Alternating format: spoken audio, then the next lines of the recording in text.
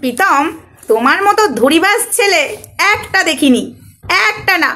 যেই আমি বললাম তোমাদের বাড়ি যাব আমি, সেই তোমার কোনো উত্তর নেই। তার আগে আমাকে কি বলছিলে? খুব ব্যস্ত আছি দিদিভাই, রিপ্লাই দিয়েছিল। দাঁড়ো, তোমাদেরকে আমি দেখাই কি রিপ্লাই আমাকে দিয়েছিল। দাঁড়ো, আমি বলছি, এক সেকেন্ড। হ্যাঁ, একটু দাঁড়ো, আমি রেডি করে নিয়ে বসিনি তো, নেটটা ঘুরছে। এই যে নেটটা ঘুরেই যাচ্ছে, ওয়াইফাই চলছে বাট তাও নেট ঘুরছে, জানি না কেন। হ্যাঁ দিদি ভাই, এখন বৃষ্টিকে নিয়ে ব্যস্ত আছি, তাই কথা বলা হচ্ছে না। ফোনটা মানে ইনস্টাগ্রামে কলটাও ধরা হচ্ছে না, তাই এখন ব্যস্ত আছি। আমি লিখেছি ওকে ভাই, তারপরে আমি ওকে অনেক কিছু লিখেছি, সেগুলো আমি এখানে আর বলতে চাইছি না, পরে বলবো এক এক করে। তারপরে আমি নকও করেছিলাম, সে আমাকে তার বাড়িতে যেতে দিতে চাইছে না। তো বিষয়টা হলো, সামনে থেকে মানুষ দেখেও যে কথা বলে না, ধরা পড়ে যাবে, এটা ভীষণ ভীষণ হাস্যকর, ভীষণ কোথাও সন্দেহজনক লাগছে। কনিষ্ক, বুঝতে পারছো তো? কনিষ্ক, আমি তোমাকে বললাম না আমি খুব কাছাকাছি থাকি, বিশ্বাস করো প্রীতম। ছাদে উঠলে বারান্দায় রোদ্দুর, আমি আরামকে দাঁড়াই বসে দুলপানা চাই রে। বলেছিলাম। হাই ফ্রেন্ডস, সোমা ওয়ালে তোমাদেরকে অনেক অনেক স্বাগত আর অনেক অনেক ভালোবাসা। চলে এসেছি আবার আর একটা ভিডিও নিয়ে। আমি তাকে নিয়ে ভিডিও করেছি, তাকে ইনস্টাগ্রামে নক করেছিলাম, মানে মেসেজ করেছিলাম, সে রিপ্লাই দিয়েছিল, আর আমাকে চিনতে পারলো না। না চেনার ভাম করলো। চিনতে আমাকে ঠিকই পেরেছে, না চেনার ভাম করে সাইড থেকে চলে গেল। হ্যাঁ বন্ধুরা, কিন্তু সত্যের মুখোমুখি তোমাকে হতে হবে, প্রমাণ তোমাকে দিতেই হবে প্রীতম। আমি তোমার ভেতরের খবরে আমি এক ফোঁটা যাবো না। তুমি কোথায় ছিলে, গয়না নিয়ে এসেছিলে, মানুষের ধারণাটা অনেকের ভুল হচ্ছে, আমি ক্লিয়ার করে দিই। আমি আর 10টা 12টা কন্ট্রোভার্সি ক্রিয়েটাররা বৃষ্টিকে যেভাবে ছিঁড়ে ছিঁড়ে খেয়েছে একটা মেয়েকে, আমি সেটা খেতে পারবো না ছিঁড়ে ছিঁড়ে, বিশ্বাস করো। যদি বৃষ্টি অসুস্থ রিয়েলি হতো, তাহলে প্রীতম আমাকে অবশ্যই তার বাড়িতে জোর গলায় বলতে পারতো, হ্যাঁ দিদি ভাই এসো। ওরা বাড়িতেই থাকে প্রত্যেক দিন ওরা বাড়িতে থাকে। হয়তো মাঝে সাথে ডাক্তার দেখাতে যাই, আমি আর ডিটেলস বলতে চাই না, ঠিক আছে? দেখো, ওর ঠিকানা আমার ঠিকানা কিন্তু একই, এইটুকু আমি তোমাদেরকে জানিয়ে দিলাম, এইটুকু বললাম। ওর আধার কার্ডে যেটা করবে এখন, এখানকার ঠিকানা, ওর আধার কার্ডের ঠিকানা, আমার আধার কার্ডের ঠিকানা কিন্তু একই, এইটুকুই জাস্ট জানালাম, ঠিক আছে? তো যাই হোক, মানে বাড়ির কোয়ার্টারের নাম্বারগুলো একটু চেঞ্জ হয়, তাছাড়া একই সব কিছু, আর কিছু আমি বলতে চাই না, ব্যাস। তো প্রীতম আমাকে তার বাড়িতে যেতে দিতে চাইলো না। কেন চাইলো না? সত্যটা সবার সামনে চলে আসবে। অ্যাকচুয়ালি বৃষ্টির রোগই হয়নি, এখন তো বৃষ্টির দিব্যি রান্না বান্না সব করছে। হ্যাঁ, সুস্থ হয়ে উঠেছে তাই করছে, এটা আমিও বলেছিলাম। কিন্তু আমার কোথাও মনে হচ্ছে সে সুস্থ হয়ে রান্না করছে, সব ঠিক আছে, করতেই পারে সারা জীবন, মানে চিরকালকে একটা মেয়ে অসুস্থ হয়ে পড়ে থাকতে পারে কিনা? না।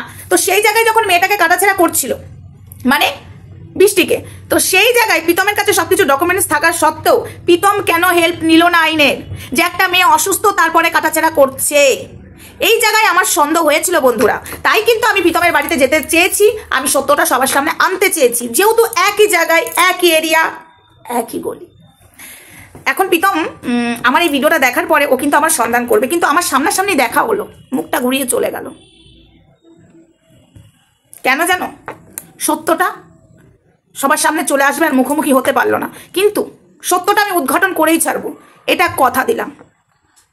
তোমার পাশে যে 2-3টে বাড়ি আছে আমারই চেনা জানা, যে বললাম একই জায়গায়, সত্যটা উদ্ঘাটন তারাই করবে। এখন কাজের মেয়েটাকেও ঠিকঠাক, মানে কাজের মেয়ের সামনে এখন জানো ওরা ঠিকঠাক কথা বলছে না, এত কিছু। প্রীতম বললাম না একই ঠিকানা। তো যাই হোক, তুমি যে পুরোটা ফেক, শরীর খারাপ হয়নি, রোগ নিয়েও যে নাটক করতে পারো, এর যে কত দূর আমরা, মানে আমি যেতে পারি আর এটা কি হতে পারে প্রীতম, তোমার ধারণা নেই। ওই জন্য মুখটা ছোট হয়ে গেছে, তাই না? আমি যখন তোমার বাড়ি যাব বললাম, তুমি একটা রেসপন্স দিলে না, সামনাসামনি দেখা হলো, মুখোমুখি না দেখার ভাম করে মুখটা ঘুরে চলে গেলে, তুমি আর বৃষ্টি। রাইট? কথাটা ঠিক বলছি কি? ঠিক বলছি তো? একই রাস্তা দিয়ে যাবে তো দেখা হবে না?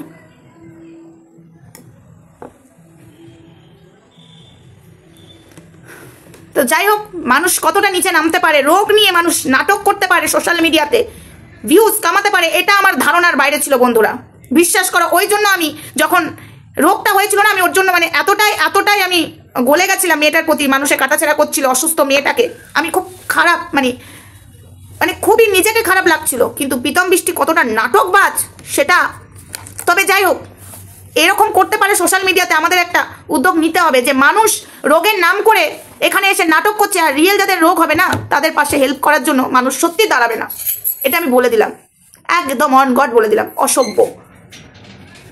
তো এর কথা আমি অনেক বলবো, অনেক কিছু তোমাদেরকে জানাবো, আজকে একটু ব্যস্ত আছি তাই ছোট্ট ভিডিওর মাধ্যমেই জানালাম কতটা অসভ্য জানোয়ার জানার পরে নিজেরই ঘৃণা লাগছে যে রোগ নিয়ে মানুষ এতটা নিচে নামতে পারে। ছি ছি, লজ্জা হওয়া উচিত। ছি প্রীতম। আর বৃষ্টি, তুমি একটা মেয়ে হয়ে কি করে পারলে? তোমার কিছু এত বাড়াবাড়ি রোগ হলোই না, তারপরে তুমি ক্যাপশন এরকম দেখিয়ে নাটক করে চোখে ফেটি বেঁধে নাটক করা?